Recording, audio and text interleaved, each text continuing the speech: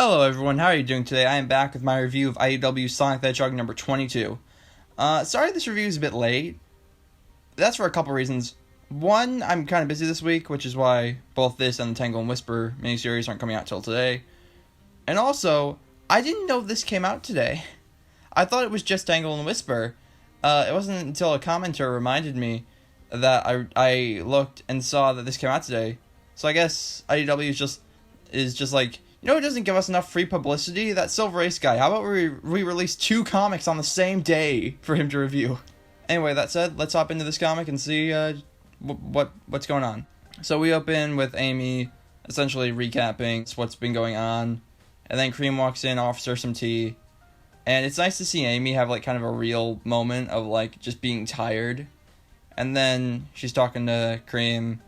And Cream is like, well, I stay positive because I can't really do much else. Like, you all fight, but, I stay positive so that way other people can leech off me, I guess. That's not how she says it, but, she says it a lot more eloquently than that. Then we cut to the Deadly Six, who are talking, and they're being the Deadly Six. Yeah, I guess Ian Flynn just can't ignore their existence. He could, but I feel like he's more of the type of guy to, like, make lemons out of lemonade, or like break an egg to make an omelet. You know where I'm going with this analogy, especially since it seems like they're going to continue using them. If I may detour a bit, back when Sonic 06 came out, people did not like Silver, like at all. Like, I'm sure there were some people who did, but like the mass opinion on him seemed to be overly negative. But that didn't stop Ian Flynn from using him because he's a part of the universe, so he wanted to put him in and flesh him out. And I would say he actually heavily contributed to Silver becoming a more well-rounded character. So if he can do that with the Deadly Six as well, then why not? I'm not just dismissing them out of hand. I'm not saying how dare you put them in here, because I think he could do something good with them. We cut back to Resistance HQ, where Vector is coming in with the infected Charmy. I don't know if we're gonna find out how he got him in like another thing. Actually, I'm just looking at this, I'm realizing he's got him in like one of those power-up bubbles. Like, the ring boxes, or the ring bubbles as they've become in recent games, and all that. He's in one of those. That's funny. And Gemerald is like, don't bring him in here. What are you doing? And I really like in this how Gemerald's one concern is always Cream's safety. Like, that's pretty much all he cares about. Like, which I think is nice. Like, if you played Sonic Battle, you know how much you've seen, like, Emerald and Cream and how they got along, and Gemerald is a copy of Emerald, so, I don't know, I think it's cool. I think it's, I'm not quite sold on this version of Gemerald quite yet. I think he's a bit too robotic, because, Emerald's whole thing was, he's the ghost in the machine, he's a robot with a soul, he is, in essence, a person in everything, but biologically, whereas here he's a lot more robotic, and I don't quite like that. I guess he isn't technically as advanced as Emerald was. I don't know. But, like, I do like the dynamic he has with Cream. But, yeah, so they take Charmy. They're going to put him in the lab. When one of the survivors that they have cooped up in here turns out to be a Zombot. And it is portrayed as so horrifying. Like, when you see her transform, and, like, when you see all the people, like, it is awful. And I don't mean, like, awful as in bad, but I mean awful as in, like, the way a horror scenario should be awful. It's the fan immediately. She starts infecting people. Charmy escapes. Amy gets, like, the code red biohazard thing. Emerald breaks in fighting the infected monkey person. Amy busts in there. She's all badass. She busts in. She starts fighting. When... Oh, man. Why? Ian, why you gotta be like this?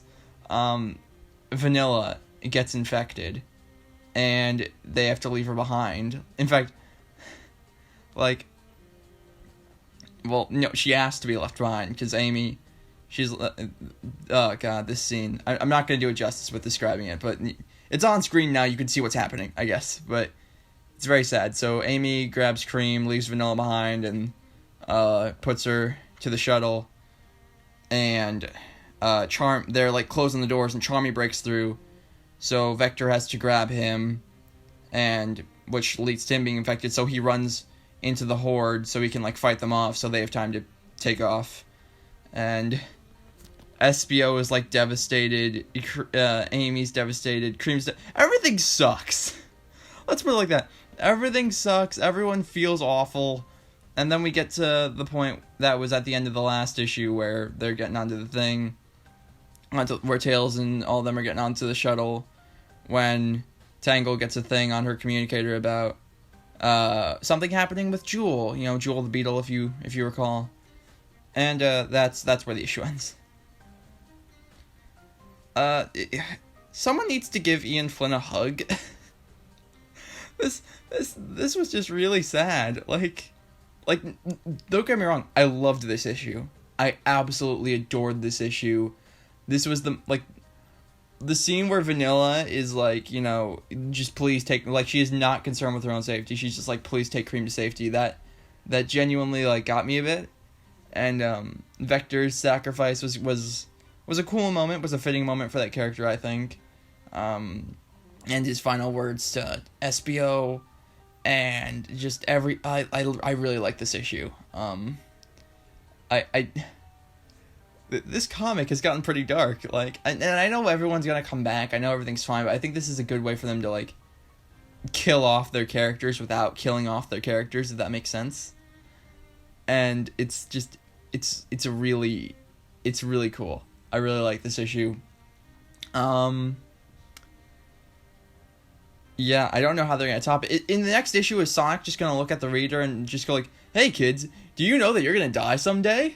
Like, I don't know, but yeah, I'm very interested to see how this Metal Virus arc wraps up, because, like, my theory, and I know I've said this in the comments, so I'm pretty sure I've said it in a video at some point, was that Sonic was gonna get the Chaos Emeralds, turn into Super Sonic, and that he was gonna essentially pull an SA2 Shadow, and he was gonna, like, use his energy to purge the virus from the planet.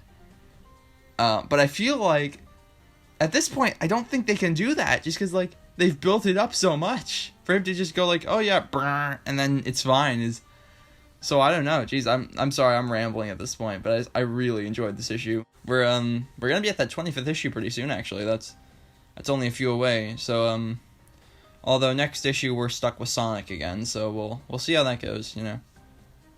I guess the mandates have to be looser on these other characters, because they're allowed to, like, cry and be sad and stuff. So I don't know, but anyway, yeah, good issue. Thank you for watching. Be sure to leave a like, consider subscribing, help grow the channel. And I will see you in the next video, which is coming up, which should be uploaded right after this, which will be the Tangle and Whisper miniseries review. Yeah. Thank you for watching, and bye.